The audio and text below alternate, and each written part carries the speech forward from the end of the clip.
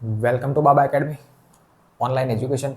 હું ગૌરવ મકવાણા બાબા એકેડમીના online platform પર આપ સર્વે વિદ્યાર્થી મિત્રોનું હાર્દિક સ્વાગત કરું છું.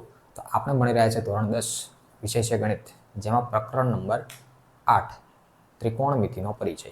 બરાબર, જેમાં હવે જો અહીંયા કંઈ લખ્યું નથી સ્વાધ્યાય 8.1 થંબનેલની અંદર બતાવી દીધું છે એટલે અહીંયા બોર્ડ પર કંઈ અલગથી લખેલું નથી. જે દાખલો ભણવાનો છે એનું લખેલું છે, બાકી સ્વાધ્યાય કયું છે એ હું બોલી નાખીશ મૌખિક, અને થંબનેલની અંદર તમે લગભગ જોઈ લીધું હશે કે કયું સ્વાધ્યાય ભણવાનું છે એ. તો સ્વાધ્યાય 8.1 જેમાં બેઝિક થિયરી મેં ભણાવી દીધેલી છે.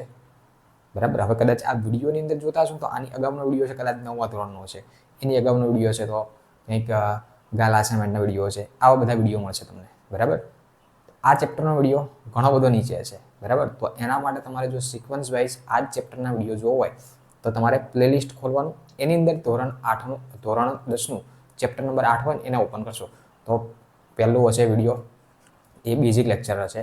પછી 8.1નો દાખલા નંબર 1, 8.1નો દાખલા નંબર 2 અને 8.1નો દાખલા નંબર આજે 3, 4 અને 5 ત્રણે સાથે જોવાના થાય. બરાબર, તો આ રીતે છે. હવે તમે વિડીયોની અંદર જ જોશો તો જલ્દી મળશે નહીં. બરાબર, આ એવું કંઈક છે. ચાલો, તો આપણે દાખલા નંબર 3 સમજવાનો થાય. દાખલા નંબર 3. બરાબર, રકમ શું આપી છે એને જોઈ લઈએ. રકમ લખી છે કે જો સાઇન a બરાબર 3/4 હોય તો cos a અને tan એની વેલ્યુ શોધો. cos a અને tan, હવે એક કિંમત આપી દીધી, સાઇનની કિંમત આપી દીધી, તો cos અને tan શોધવાના છે. બરાબર, તો જે આપ્યું છે એના પરથી બીજું મળશે. બરાબર, હવે આપ્યું છે શું, તો પહેલાં તો હું લખું. અહીંયા મને શું આપ્યું છે, સાઇનની વેલ્યુ આપી, સાઇન a. હવે પહેલાં જે વેલ્યુ ભલે જે આપીએ, બરાબર, પણ સાઇનનું સૂત્ર શું થાય? સાઇન a હોય, b હોય, c હોય, જે હોય, સાઇનનું સૂત્ર શું થાય 8.1 માટે? તો સામેની બાજુ ભાગ્યા કર્ણ થાય. આ આપણને ખબર છે. તો સાઇન a બરાબર સામેની બાજુ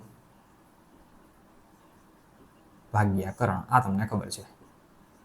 બોલો, રેડી? કમ્પ્લીટ. સાઇન બરાબર શું થાય? સામેની બાજુ ભાગ્યા કર્ણ. પણ આપ્યા છે કેટલા? 3/4. તો હું એક ત્રિકોણ દોરું તો સામેની બાજુ 3 લખવાની, કર્ણ 4 લખવાનું. ખબર પડી કે ના પડી? રેડી? તો હું એક ત્રિકોણ અહીંયા દોરું. અહીંયા આપણે સાઈડમાં જોઈએ, આ એક ત્રિકોણ હું દોરું. બરાબર, કાટકોણ ત્રિકોણ. બરાબર, હવે એ, તો હું એ રિલેટેડ દોરું, તો આ એ છે. આના માટે મારે કહેવાનું આ કાટકોણ બી હશે અને આ સી હશે. બરાબર, તો એની સામેની બાજુ, તો એની સામેની બાજુ આ થઈ બીસી, એટલે એની સામેની બાજુ એટલે કેટલા હશે? આ 3 અને કર્ણ એટલે 4. બોલો, ખબર પડી કે ના પડી? તો આના પરથી તમને બીસી કેટલા અને એસી કેટલા એ ખબર પડી ગઈ. તો હવે એ બી કેવી રીતે શોધવાના? તો પાયથાગોરસ અનુસાર શોધવાના. પાયથાગોરસ નિયમ અનુસાર શોધવાના. પહેલાં શું કરવાનું, કોઈ પણ ત્રિકોણ આપ્યો હોય, ગમે તે માપ આપ્યું હોય, પહેલાં ત્રિકોણ દોરી, જે પ્રમાણે થતું હોય એ પ્રમાણે સેટ કરી અને 3 બાજુનો માપ ખબર હોવી જોઈએ પહેલાં તો. બરાબર, 2 આપ્યા છે, ત્રીજે પહેલાં પાયથાગોરસ મુજબ શોધી નાખવાનું, બાકી બધું કામ પછી કરવાનું. બરાબર, cos એ કીધું, tan એ કીધું, જે એ કીધું એ. બરાબર, તો શું કરવાનું, પહેલાં 3 બાજુના માપ પહેલાં શોધી નાખવાના થાય. ચલો, તો આ આકૃતિ કંઈક આ મુજબ બની. આ ખબર પડી કે ના પડી પહેલાં તો? બરાબર, સાઇનનું મૂલ્ય આપ્યું છે. સાઇન બરાબર મેં સૂત્ર લખ્યું, સામેની બાજુ ભાગ્યા કર્ણ. સામેની બાજુ 3 થતી હતી, કર્ણ નીચે 4 થતો હતો. તો મેં આકૃતિ દોરી, એની સામેની બાજુ કર્ણ, આ રીતે મેં બતાવી દીધું. બરાબર, તો હવે આની પરથી હું લખી શકું, ત્રિકોણ એબીસીમાં લખીએ કે અહીં ત્રિકોણ એબીસીમાં ખૂણો બી કેવો છે?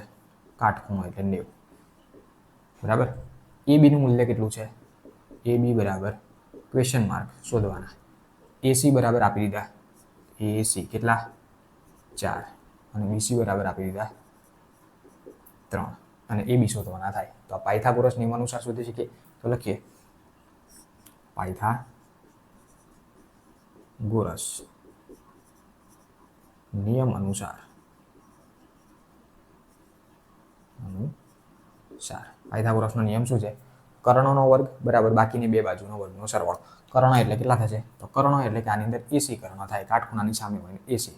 બરાબર, તો કર્ણ એટલે કે એસી નો વર્ગ બરાબર બાકીની 2 બાજુ એટલે એક બાજુ એબી એનો વર્ગ પ્લસ નીચેની બાજુ એટલે બીસી એનો વર્ગ.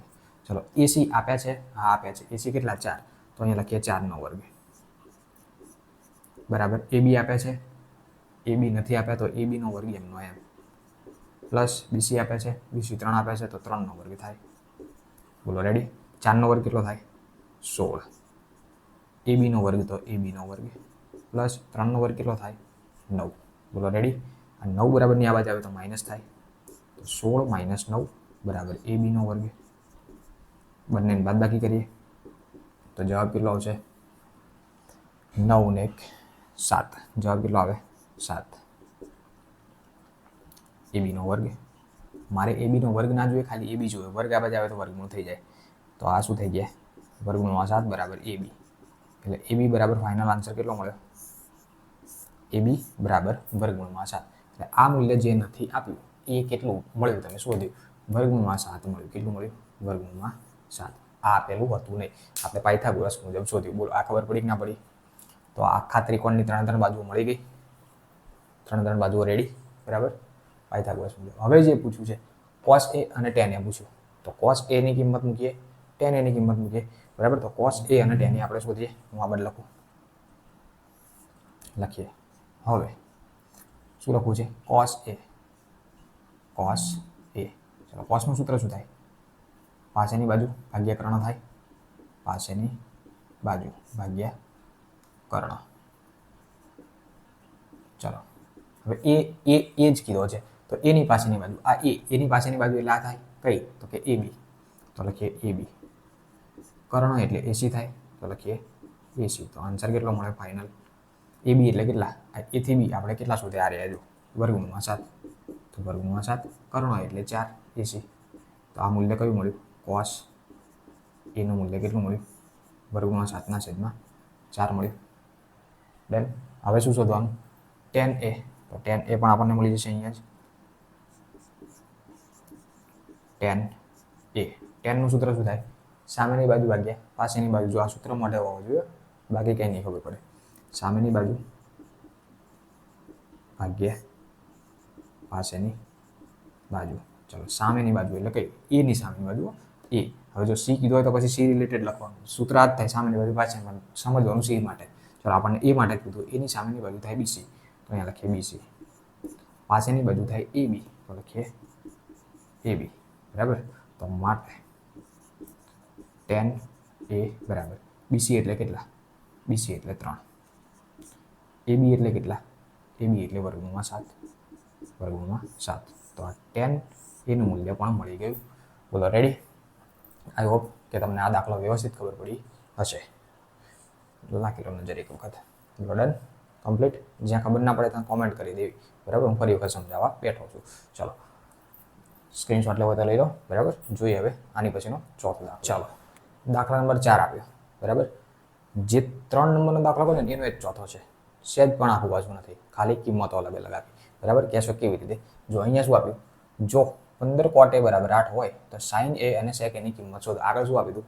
cos a અને tan a શોધો. સાઇનની વેલ્યુ આપી હતી.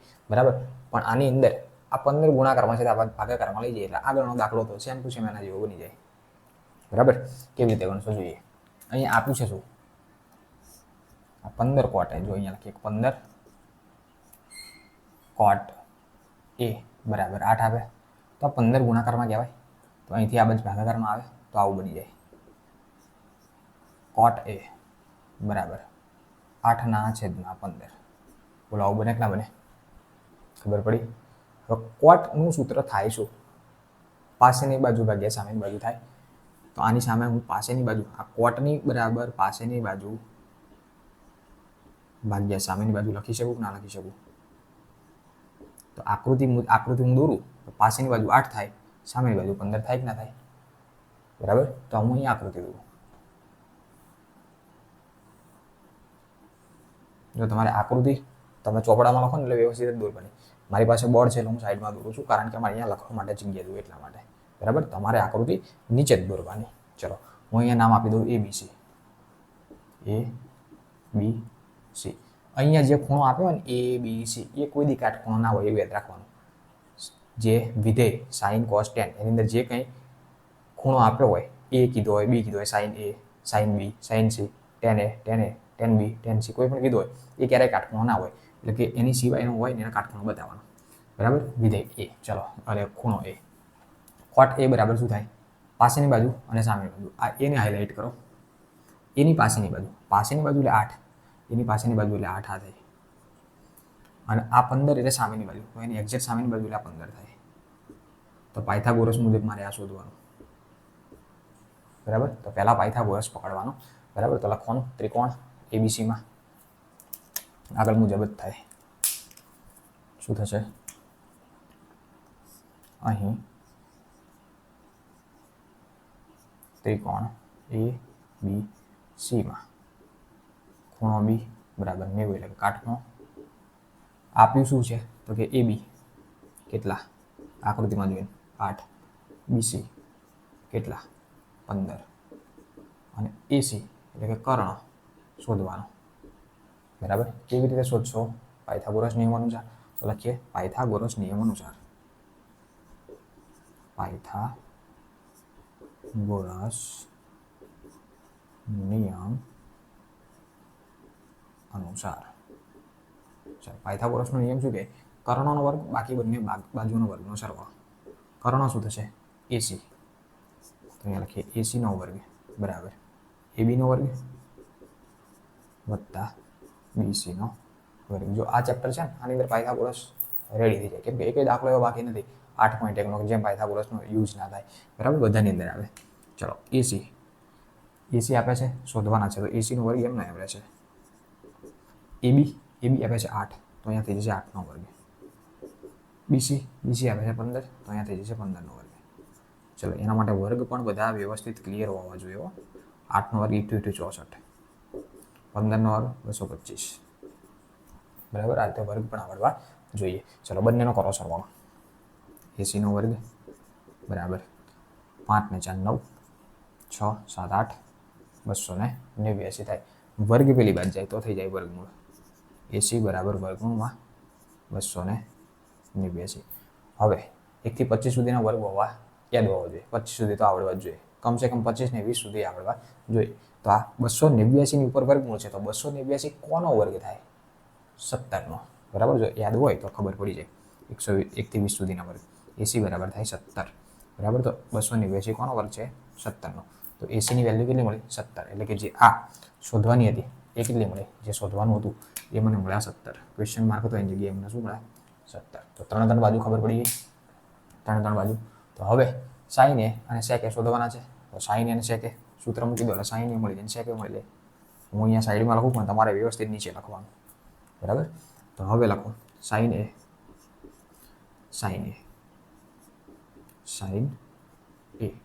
ચલો, સાઈનનું સૂત્ર શું થાય? પહેલાં તો સામેની બાજુ ભાગ્યા કર્ણ થાય. ચલો, હવે સૂત્ર પ્રમાણે લખીએ. સામેની બાજુ અહીંયા લખીએ. સામેની બાજુ એટલે કઈ? એની સામેની બાજુ એની સામેની બાજુ એટલે બીસી કહેવાય. બીસી ભાગ્યા કર્ણ એટલે એસી કહેવાય. એસી. તો માટે સાઈન એ બરાબર બીસી એટલે કેટલા? બીસી એટલે 15. એસી એટલે કેટલા? એસી એટલે હાલ શોધ્યા 17. તો પહેલાનો જવાબ થયો 15/17. બોલો ડન. ચલો, હવે સેક એ.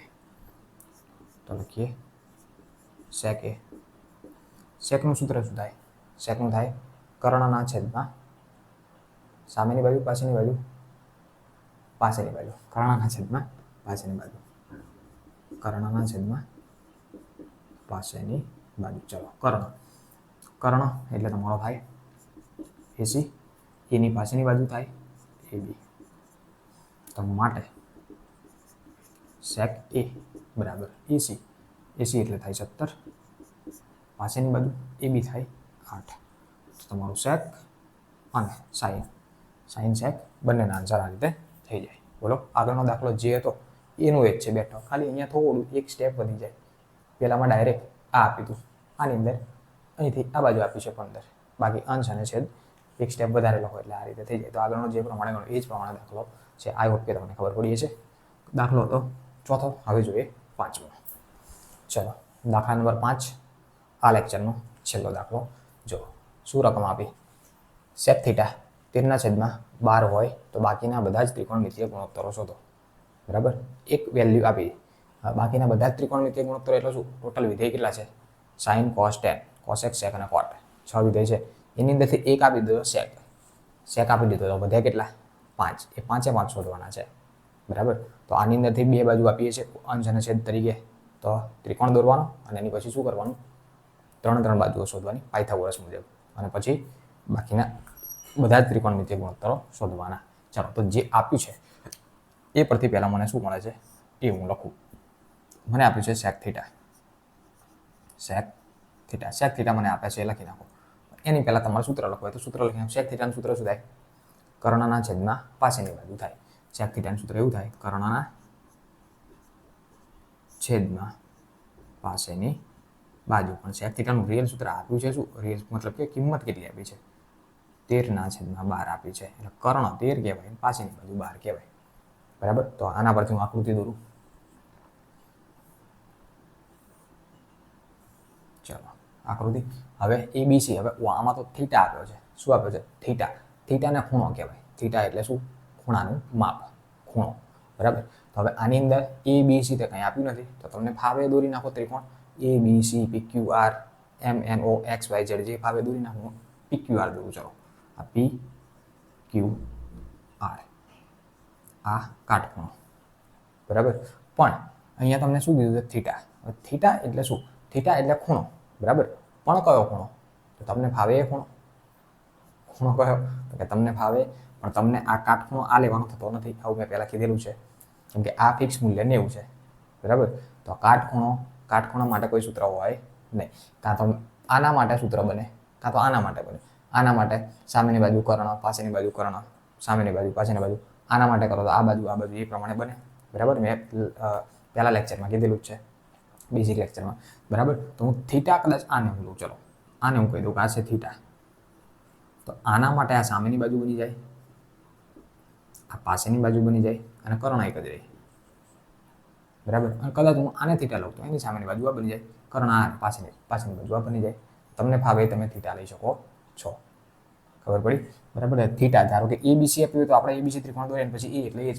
આગળ ભણ્યા એ પ્રમાણે તો થીટા આપ્યું છે આ ચલો હવે જોઈએ sec થીટા એટલે શું થાય કર્ણના છેદમાં પાસેની બાજુ હવે થીટા આને લીધો તો કર્ણ તો કયો થાય આ કર્ણ એટલે 13 થઈ જશે હવે કર્ણની જગ્યાએ શું થઈ જશે આ 13 અને પાસેની બાજુ એટલે 12 એટલે આ થઈ પાસેની બાજુ એટલે 12 તો આ જે સામેની બાજુ છે એક ક્વેશ્ચન માર્ક થશે તો આ કેવી રીતે શોધશો પાયથાગોરસ નિયમ અનુસાર ચાલો તો હવે લખીએ ત્રિકોણ કયો આપણે દોર્યો PQR દોર્યો તમારે ફાવે દોરી શકો ABC દોરો તો ABC દોરી શકો તો લખીએ ત્રિકોણ PQR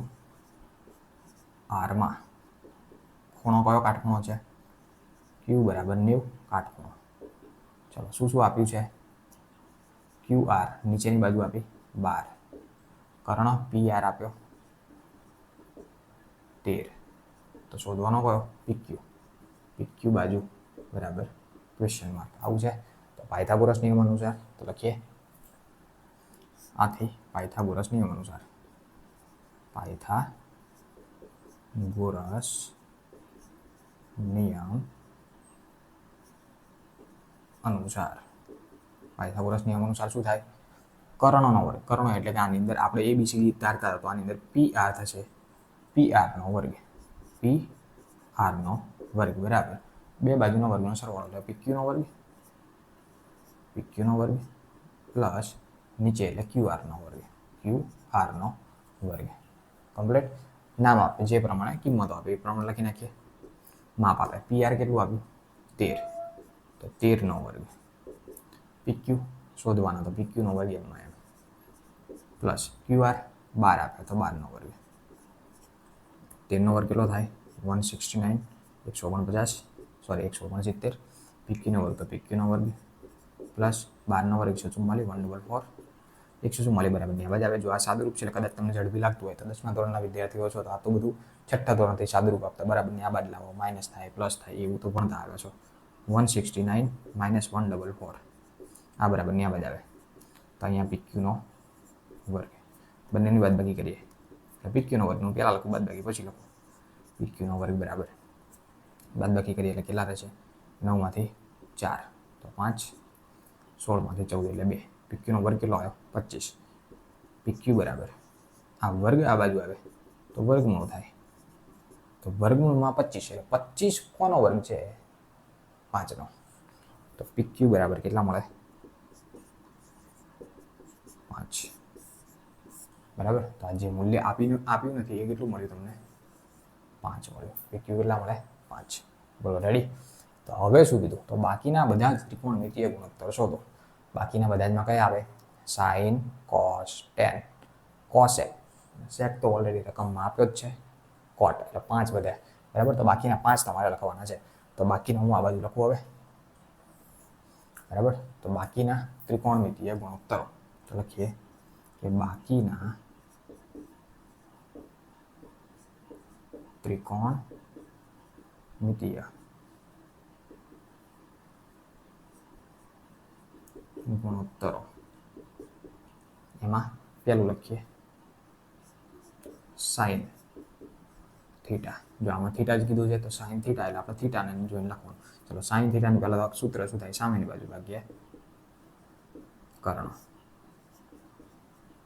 sin થીટા એટલે સામેની બાજુ ભાગ્યા કર્ણ। ચલો sin થીટા સામેની બાજુ એટલે કઈ થીટાની સામેની બાજુ એટલે PQ, કર્ણ એટલે PR, તો માટે sin થીટા PQ એટલે કેટલા 5, PR એટલે કેટલા 13, તો sin થીટાની વેલ્યુ થઈ 5/13 બેન। પછી બીજું છે cos થીટા, sin પછી આવે cos થીટા, cosનું સૂત્ર શું થાય આવી રીતે પાસેની બાજુ ભાગ્યા કર્ણ, ચલો પાસેની બાજુ થીટાની પાસેની બાજુ એટલે QR ભાગ્યા કર્ણ એટલે PR, માટે cos થીટા બરાબર QR એટલે 12, PR એટલે 13, તો આ થયું cos થીટા રેડી। હવે tan થીટા તો લખીએ tan થીટા,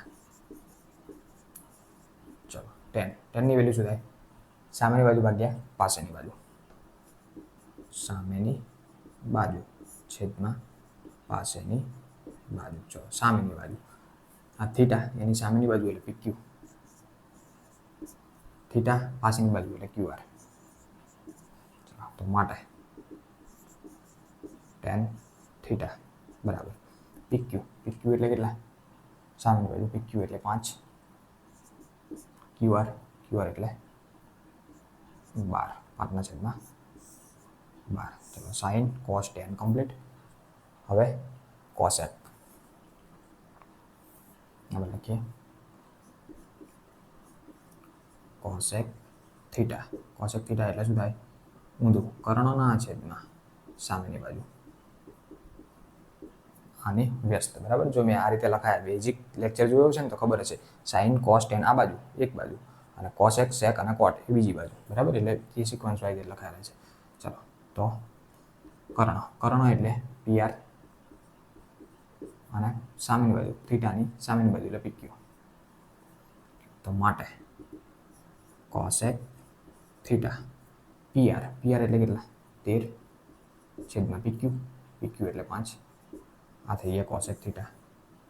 પછી આવે sec થીટા, પણ sec થીટા તો ઓલરેડી રકમમાં આપેલો જ છે, sec થીટા 13/12 થાય, ચેક કરવું હોય તો કરી લે, ખાલી લખવાનું નહીં ખાલી ચેક કરીએ। sec થીટાનું સૂત્ર શું થાય સામેની બાજુ ભાગ્યા કર્ણના છેદમાં પાસેની બાજુ, તો આની અંદર થીટા એનો કર્ણ એટલે 12 પાસેની 13 પાસેની બાજુ એટલે 12, 13/12 ઓલરેડી છે જ તે। ચલો તો હવે લાસ્ટ આવે cot થીટા, ચલો cotનું સૂત્ર શું થાય આનું વ્યસ્ત પાસેની બાજુ ભાગ્યા સામેની બાજુ, પાસેની બાજુ ભાગ્યા સામેની બાજુ, ચલો પાસેની બાજુ થીટાની પાસેની બાજુ એટલે QR, સામેની બાજુ એટલે PQ, ચલો તો માટે cot થીટા QR એટલે 12 અને PQ એટલે 5/12। આઈ હોપ કે તમને આખો દાખલો વ્યવસ્થિત ખબર પડી હશે, બોલો કમ્પ્લીટ બરાબર। તો આ લેક્ચર અહીં સુધી રાખીએ છીએ। આજે 3 દાખલા ભણ્યા, દાખલા નંબર 3, 4 અને 5 8.1ના, તો 8.1ના 3 દાખલા સુધી રાખ્યા છે. અહીંયા સુધી તમને કમ્પ્લીટ ખબર પડી છે. બરાબર. સો થેન્ક્સ ફોર અટેન્ડિંગ.